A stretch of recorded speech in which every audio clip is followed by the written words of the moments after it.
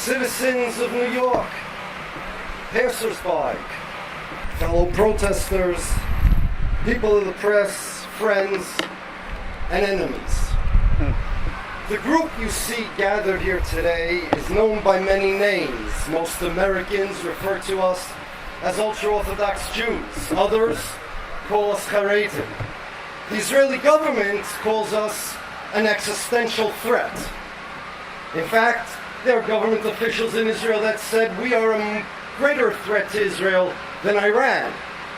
The reason why we're an existential threat to Israel is because Israel, despite what they tell you in the news, doesn't merely want to be a Jewish state, a so-called Jewish state.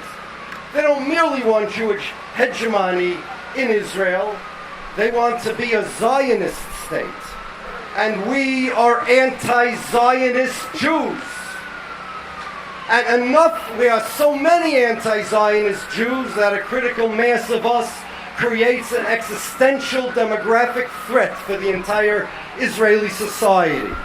Their officials have said that we are a threat, that before you know it, in a few years, in one generation, Israel will, God forbid, heaven forbid, not become a Zionist state anymore, because there will be too many anti-Zionist Jews in the state of Israel, and therefore we are to them the biggest existential threat. They are more scared of us than they are scared of the Iranian nuclear bombs. The difference between Zionist Jews and Orthodox Jews is that Orthodox Jews follow the Torah. We define our Jewishness according to our religion. Jews don't comprise a nationality, or an ethnicity, or a race. Jews have no common land, language, or culture. Our land is the United States of America.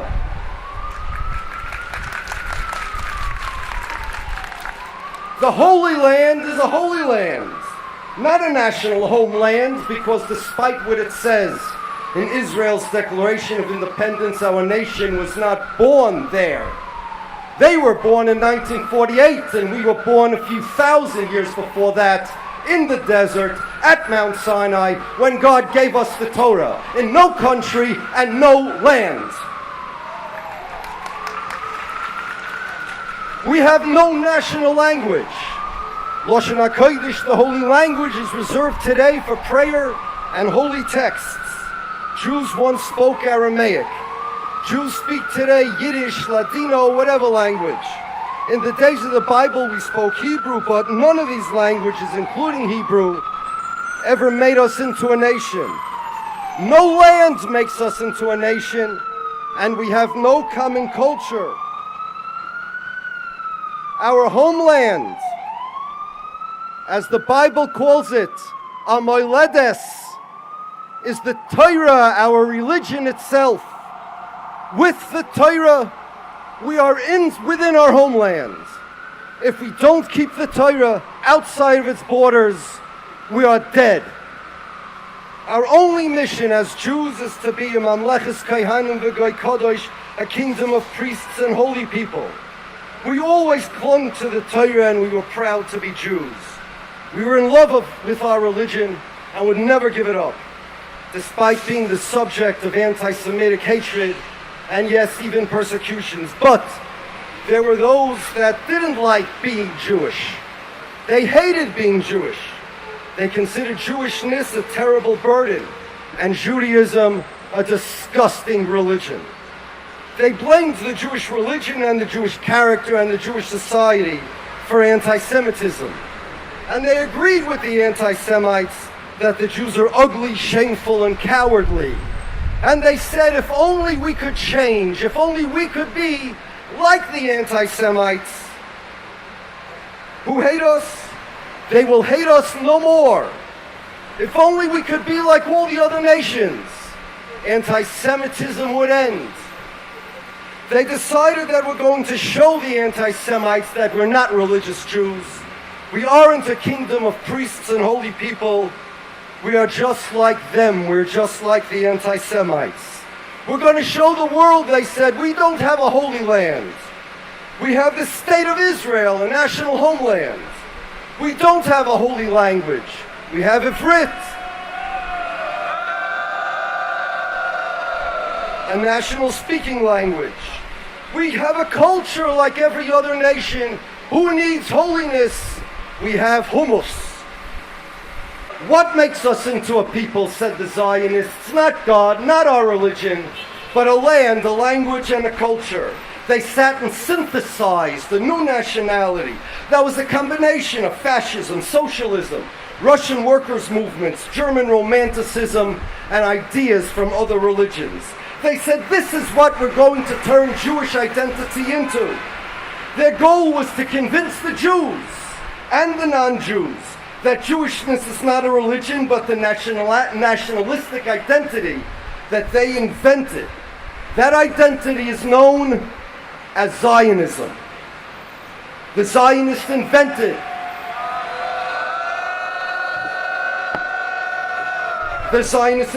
a new version of Jewish history, Jewish aspiration, Jewish goals, and Jewish beliefs, all to replace authentic Judaism, all to transform the Jews into Zionists.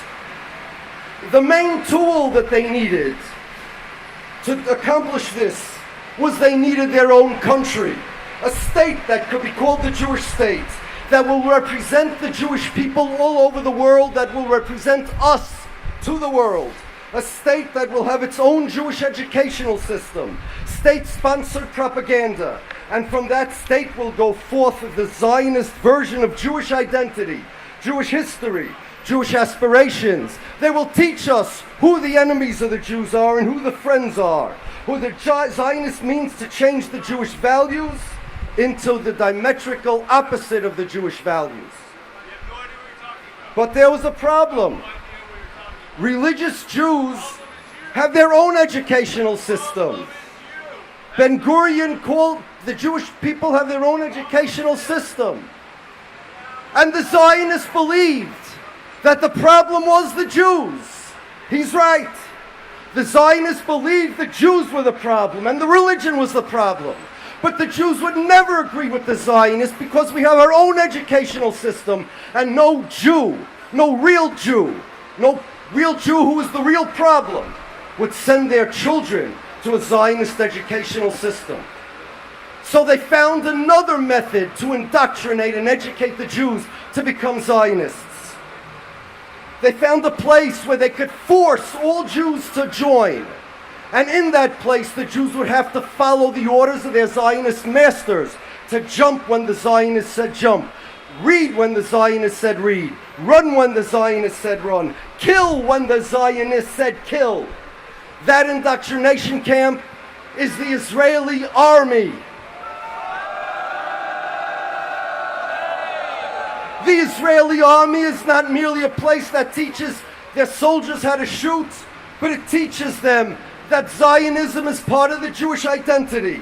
It teaches them the role that Israel plays not only in the defense of Israel, but the continuity of all Jews. Ben Gurion said that the Israeli army is a melting pot.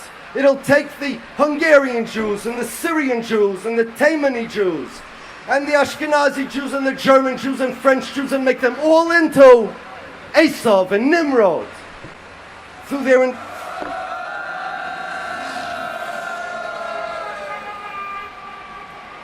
Avigdor Lieberman, may his name rot with the rest of the wicked people in the world, recently said that the reason why they want to draft the Haredim into the army is because the army is a melting pot and he wants to melt them all and make them all into Zionists, because if we don't draft the Jews into the army, there will be no more Zionists eventually. There'll be more Haredim than Zionists. They tried this once before, but it didn't work. Jews are not allowed to be in the Israeli army. Jews are not allowed to have an army. Today in exile, we're not allowed to make any wars. But for women, the prohibition is even worse. They tried to draft the women into the army, and the women said, we're not going. Ben Gurion said, I'm going to enforce the law with our police. The girls told Ben Gurion, we'd rather die than go to your army. And the Zionists learned right then and there that they can't force the Jews to go into their Zionist indoctrination camp. They learned, like the Jews resisted the Inquisition, and the Jews resisted various enemies that tried to change their religion, we resist the Zionists too.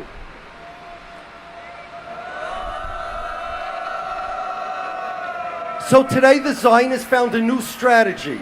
Instead of vinegar, instead of force, the Zionists are using honey. They officially exempt women from religious women from conscription, but they make sure with every trick in a book that the women can't utilize their exemption. They use now trickery, small print, interrogation techniques to break the will of the individuals who they target. And they always target the weakest. They try to build a case against them that they're not really religious. Yes, women have legal rights in Israel, but the Zionists are bent on ensuring that these rights remain inaccessible to their targets.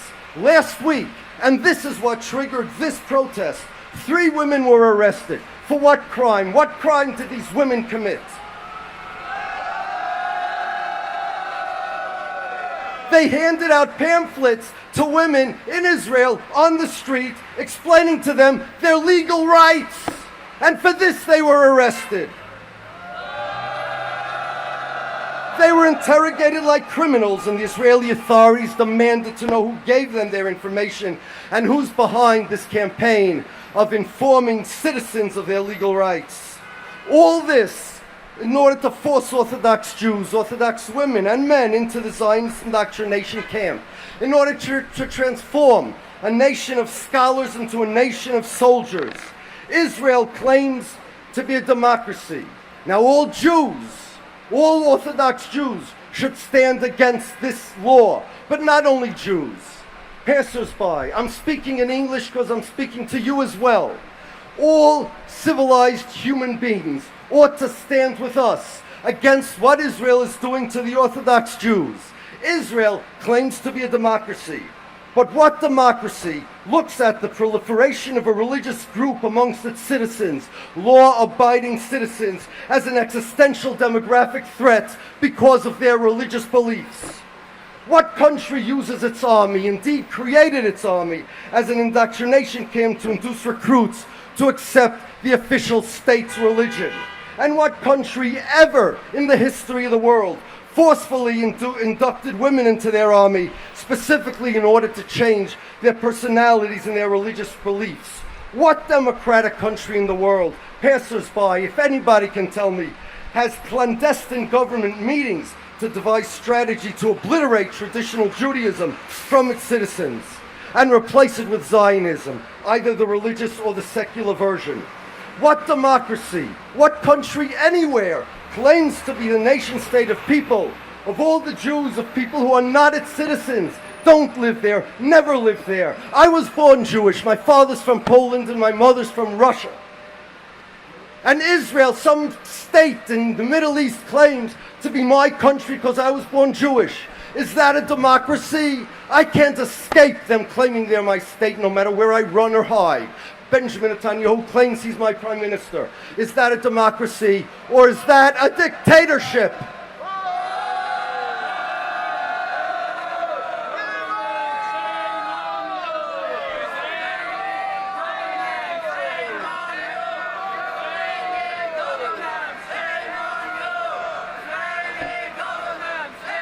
What kind of democracy anywhere prohibits its citizens to read about their own legal rights and arrest as criminals those who try to teach them those rights?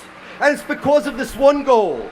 And Jews such as me and such as we here today should buy into their ideology. They use force, coercion, and pressure to pressure young men and women into their army.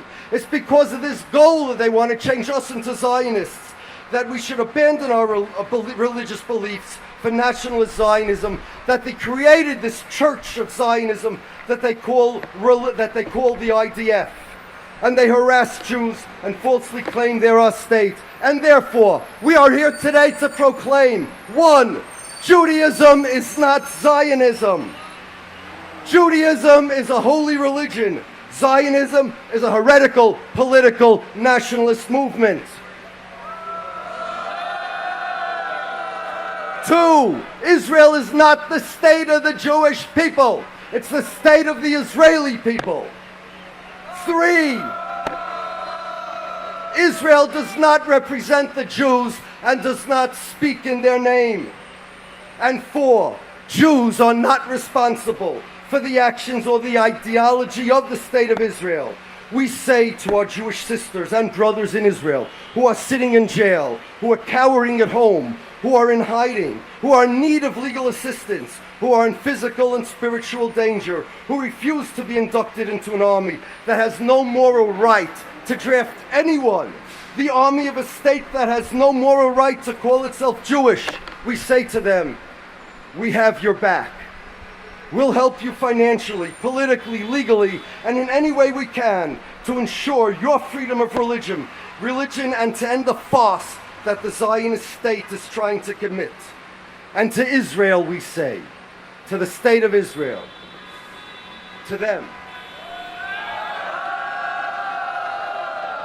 we promise never to stop being your biggest fear. We promise never to stop being your biggest existential threat. We promise to be the big supporters of the safety and security and the rights of the Jewish people, and at the same time, we promise, we swear, to be the worst nightmare to the ideology of Zionism and to the Zionists. Because Zionism is an existential threat to our people and our religion. We promise, just as Jews refused to go like sheep to the slaughter when coerced throughout history into abandoning their religion, we too will not go like sheep to the slaughter, but will rise like lions against the Zionist attempts to destroy our religion. And as Ben-Gurion saw when he tried to forcibly draft our holy sisters, the Jews who survived the Roman persecutions, Russian pogroms, and inquisitions will survive the Zionist forced indoctrination as well. Neither your sting nor your honey will ever bring us to our knees.